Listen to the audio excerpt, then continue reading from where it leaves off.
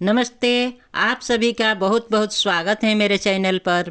आज मैं लेकर आई हूँ एक ऐसी रेसिपी जो इतनी आसान है कि कोई भी बना सकता है और टेस्टी इतनी कि कोई भी खाकर बस तारीफ़ ही करेगा।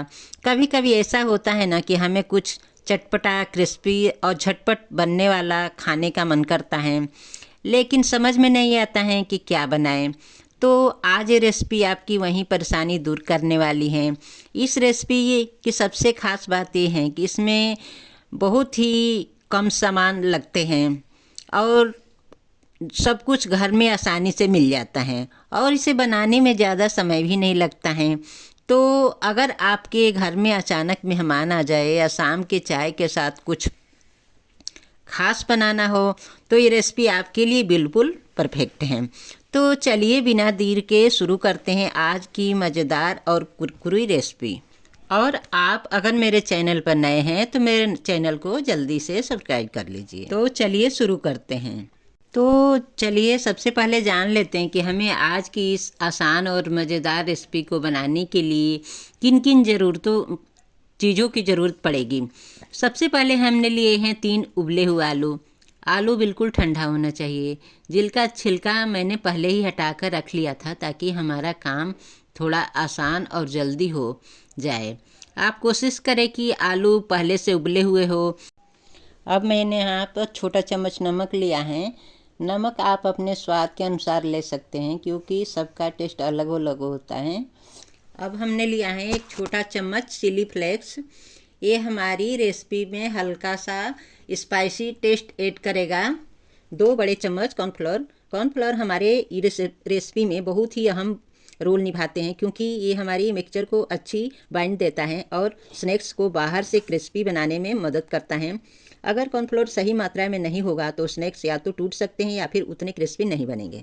इसके बाद एक छोटा चम्मच काली मिर्च पाउडर। ये सिर्फ तीखापन ही नहीं देती बल्कि एक बहुत अच्छा फ्लेवर भी देती हैं। सबसे पहले हम एक बड़ा बाउल लेंगे। अब इसमें हम अपने 3 उबले हुए आलू डालेंगे।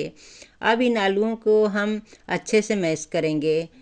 आप मिक्सर या फोर्क से भी इस्तेमाल कर सकते हैं। ध्यान रखिए आलू बिल्कुल स्मूथ हो जाए, कोई भी बड़ा टुकड़ा न रहे वरना डो सही नहीं बनेगा। अब हम इसमें डालेंगे 2 बड़े चम्मच कॉर्नफ्लोर। कॉर्नफ्लोर हमारी इस रेसिपी में बहुत ही इम्पोर्टेंट भूमिका निभाता है क्योंकि ये हमारे आलू के मिश्रण को एक अच्छी बाइंडिंग देता है जिससे मिक्सचर अच्छे से बंधा रहता है और जब हम इसे तलते हैं तो ये बाहर से एकदम क्रिस्पी और सुनहरा टेक्सचर देता है। अगर हम कॉर्नफ्लोर नहीं डालेंगे तो हो सकता है कि हमारे स्नैक्स तलते समय टूट जाए या फिर उतने क्रिस्पी ना बने।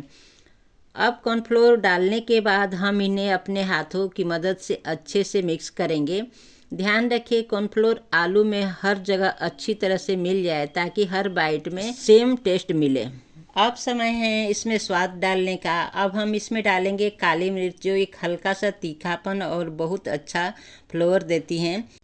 अब हम इसमें चिली फ्लेक्स डालेंगे जिसमें टेस्ट और बढ़ जाएगा और नमक डालकर सब चीज़ों को अच्छे से मिला लेंगे।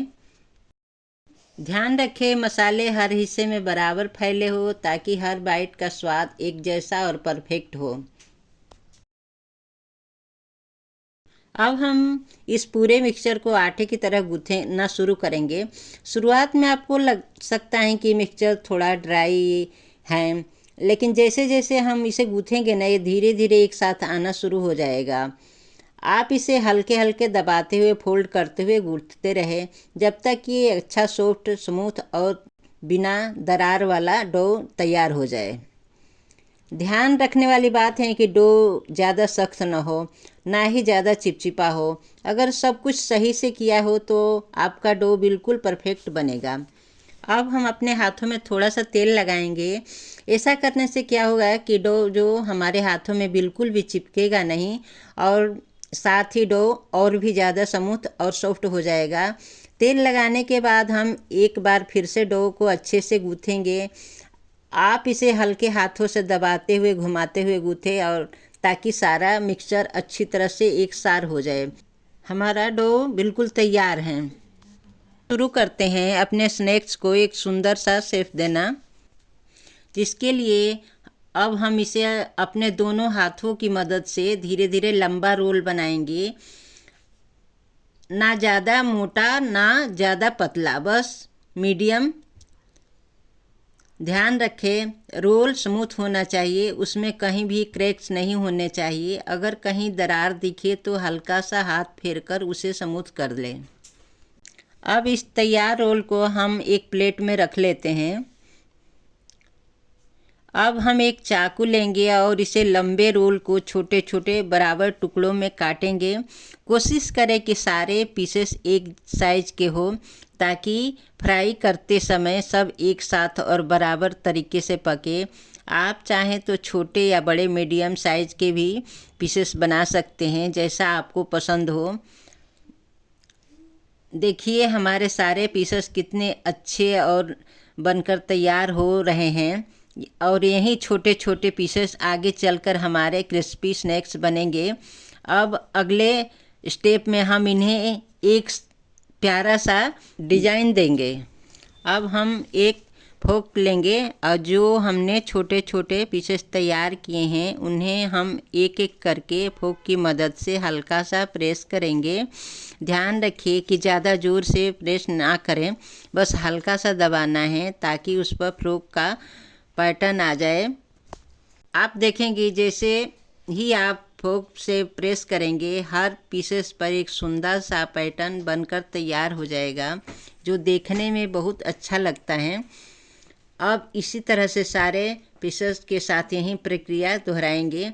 थोड़ा समय ज़रूर लगेगा, लेकिन फाइनल रिजल्ट इतना अच्छा आएगा कि आपकी मेहनत पूरी तरह सफल हो जाएगी। अब हमारे पीसेस पूरी तरह से तैयार हैं। अब हम गैस ऑन करेंगे और उस पर रखेंगे कढ़ाई, और उसमें हम पर्याप्त मात्रा में तेल डालेंगे ताकि हमारे सारे पीसेस अच्छे से डूबकर फ्राई हो सके। अब तेल को हम अच्छी तरह से गर्म होने देंगे। छोटा सा टिप तेल चेक करने के लिए कि आप एक छोटा सा डो का टुकड़ा डालकर तेल में देख सकते हैं। अगर वो धीरे धीरे ऊपर आने लगे तो तेल फ्राई करने के लिए तैयार है। अब हम एक एक करके अपने तैयार किए हुए पीसेस को तेल में डालेंगे। ध्यान रखें एक बार में बहुत ज़्यादा पीसेस ना डालें, नहीं तो तेल का टेम्परेचर कम हो जाएगा और स्नैक्स अच्छे से क्रिस्पी नहीं बनेंगे। इसलिए हमेशा थोड़े थोड़े पीसेस में ही फ्राई करें। अब फ्लेम को मीडियम पर रखें। अगर फ्लेम बहुत तेज़ होगी तो स्नैक्स बाहर से जल्दी ब्राउन हो जाएंगे, लेकिन अंदर से कच्चे रह सकते हैं।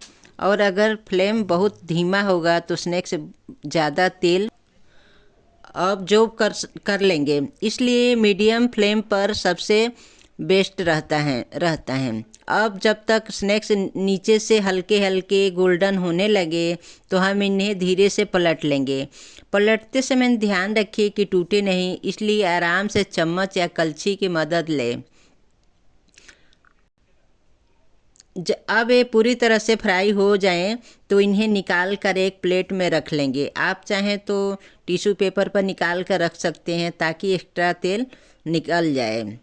और देखिए हमारे क्रिस्पी गोल्डन और एकदम परफेक्ट आलू स्नैक्स बनकर तैयार हैं।